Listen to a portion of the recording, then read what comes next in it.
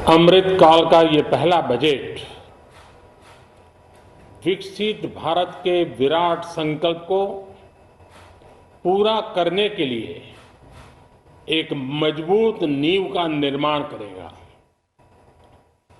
ये बजट वंचितों को वरीयता देता है। ये बजट आज की एस्पिरेशनल सोसाइटी, गांव, गरीब, किसान, मध्यम वर्ग सभी के सपनों को पूरा करेगा। मैं वित्त मंत्री निर्मला जी और उनकी टीम को इस ऐतिहासिक बजट के लिए बधाई देता हूं। साथियों, परंपरागत रूप से अपने हाथ से औजारों और टूल्स से कड़ी मेहनत कर कुछ न कुछ सृजन करने वाले करोड़ों विश्वकर्मा इस देश के निर्माता है। लोहार, सुनार, कुम्हार, सुथार, मूर्तिकार, कारीगर, मिस्त्री, अनगिनत लोगों की बहुत बड़ी लंबी लिस्ट है। इन सभी विश्वकर्माओं की मेहनत और सृजन को देश इस बजट में पहली बार अनेक प्रोत्साहन योजना लेकर के आया है। ऐसे लोगों के लिए ट्रेनिंग, टेक्नोलॉजी, क्रेडिट और मार्केट सपोर्ट की व्यवस्था की गई है। पीएम विश्वकर्मा कौशल सम्मान यानी पीएम विकास करोड़ों विश्वकर्माओं के जीवन में बहुत बड़ा बदलाव लाएगा। साथियों, शहरी महिलाओं से लेकर गांव में रहने वाली महिलाएं हो, कारोबार रोजगार में व्यस्त महिलाएं हो या घर काम में व्यस्त महिलाएं हो, उनके जीवन को आसान बनाने के लिए बीते वर्षों में सरकार ने अनेकविध कदम उठाए हैं। जल जीवन मिशन हो, उज्ज्वला योजना हो, पीएम आवास योजना हो, ऐसे अनेक कदम, इन सबको बहुत बड़ी ताकत के साथ आगे बढ़ाया जाएगा। उसके साथ साथ महिला सेल्फ हेल्प ग्रुप एक बहुत बड़ा सामर्थ्यवान क्षेत्र आज भारत में बहुत बड़ी जगह अपने आप एक्वायर कर चुका है।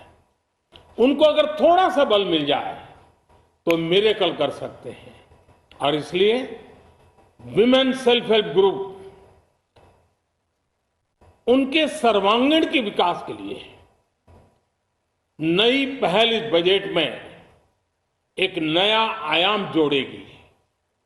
महिलाओं के लिए एक विशेष बचत योजना भी शुरू की जा रही है और जनधन अकाउंट के बाद ये विशेष बचत योजना सामान्य परिवार की गृहिणी माताओं बहनों को बहुत बड़ी ताकत देने वाली है। ये बजट सहकारिता को ग्रामीण अर्थव्यवस्था के विकास की धुरी बनाएगा। सरकार ने कोऑपरेटिव सेक्टर में दुनिया की सबसे बड़ी अन्न भंडारण योजना बनाई है, स्टोरेज कैपेसिटी। बजट में नए प्राइमरी कोऑपरेटिव्स बनाने के लिए एक महत्वाकांक्षी योजना का भी ऐलान हुआ है। इससे खेती के साथ साथ दूध और मछली उत्पादन के क्षेत्र का विस्तार होगा। किसानों, पशुपालकों और मछुआरों को अपने उत्पाद की बेहतर कीमत मिलेगी। साथियों, अब हमें डिजिटल पेमेंट्स की सफलता को एग्रीकल्चर सेक्टर में दोहराना है। इसलिए इस बजट में हम डिजिटल एग्रीकल्चर इंफ्रास्ट्रक्चर की एक बहुत बड़ी योजना लेकर आए हैं। आज दुनिया इंटरनेशनल मिलेट ईयर मना रही है। भारत में मिलेट्स के अनेक प्रकार हैं, अनेक नाम है। आज जब मिलेट्स घर घर में पहुंच रहा है, पूरी दुनिया में पॉपुलर हो रहा है, तो उसका सर्वाधिक लाभ भारत के छोटे किसानों के नसीब में है। और इसलिए आवश्यक है कि नए तरीके से उसको आगे ले जाया जाए। इसकी एक नई पहचान, विशेष पहचान आवश्यक है। इसलिए अब इस सुपर फूड को श्री अन्न की नई पहचान दी गई है। उसके प्रोत्साहन के लिए भी अनेकविध योजनाएं बनाई गई हैं। श्री अन्न को दी गई प्राथमिकता से देश के छोटे किसानों, हमारे आदिवासी भाई बहन जो किसानी करते हैं, उनको आर्थिक संबल मिलेगा और देशवासियों को एक स्वस्थ जीवन मिलेगा। साथियों, ये बजट सस्टेनेबल फ्यूचर के लिए green growth, green economy, green energy, green infrastructure और ग्रीन जॉब्स को एक अभूतपूर्व विस्तार देगा। बजट में हमने टेक्नोलॉजी और न्यू इकोनॉमी पर बहुत अधिक बल दिया है। एस्पिरेशनल भारत आज road, rail, metro, port, waterways, हर क्षेत्र में आधुनिक इंफ्रास्ट्रक्चर चाहता है। नेक्स्ट जनरेशन इंफ्रास्ट्रक्चर चाहिए। 2014 की तुलना में इंफ्रास्ट्रक्चर में निवेश पर 400% से ज्यादा की वृद्धि की गई है। इस बार इंफ्रास्ट्रक्चर पर 10 लाख करोड़ रुपए का अभूतपूर्व इन्वेस्टमेंट भारत के विकास को नई ऊर्जा और तेज गति देगा। ये निवेश युवाओं के लिए रोजगार के नए अवसर पैदा करेगा, एक बहुत बड़ी आबादी को आय के नए अवसर उपलब्ध कराएगा। इस बजट में ईज ऑफ डूइंग बिजनेस के साथ साथ हमारे उद्योगों के लिए क्रेडिट सपोर्ट और रिफॉर्म्स के अभियान को आगे बढ़ाया गया है। एमएसएमई के लिए 2 लाख करोड़ रुपए के अतिरिक्त ऋण की गारंटी की व्यवस्था की गई है। अब प्रिजम्पटिव टैक्स की लिमिट बढ़ने से एमएसएमई को ग्रो करने में मदद मिलेगी। बड़ी कंपनियां द्वारा एमएसएमई को समय पर पेमेंट मिले, इसके लिए नई व्यवस्था बनाई गई है।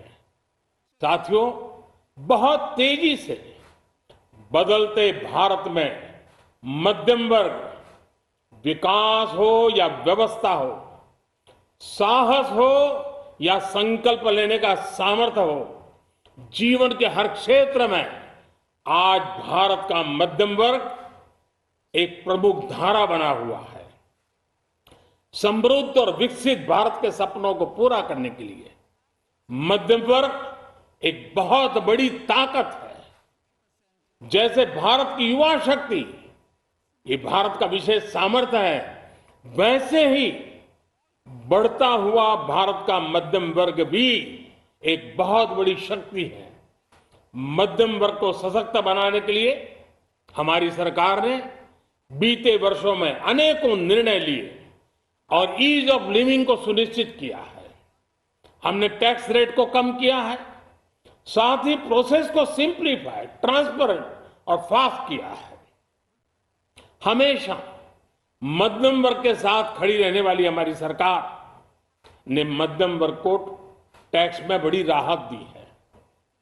इस सर्वस्पर्शी और विकसित भारत के निर्माण को गति देने वाले बजट के लिए मैं फिर एक बार निर्मला जी और उनकी पूरी टीम को बहुत बहुत बधाई देता हूं और देशवासियों को भी बहुत बधाई के साथ साथ मैं आह्वान करता हूं, आइए अब नया बजट आपके सामने है, नए संकल्पों को लेकर के चल पड़े। 2047 में समृद्ध भारत, समर्थ भारत, हर प्रकार से संपन्न भारत हम बना के रहेंगे। आइए इस यात्रा को हम आगे बढ़ाएं। बहुत बहुत धन्यवाद।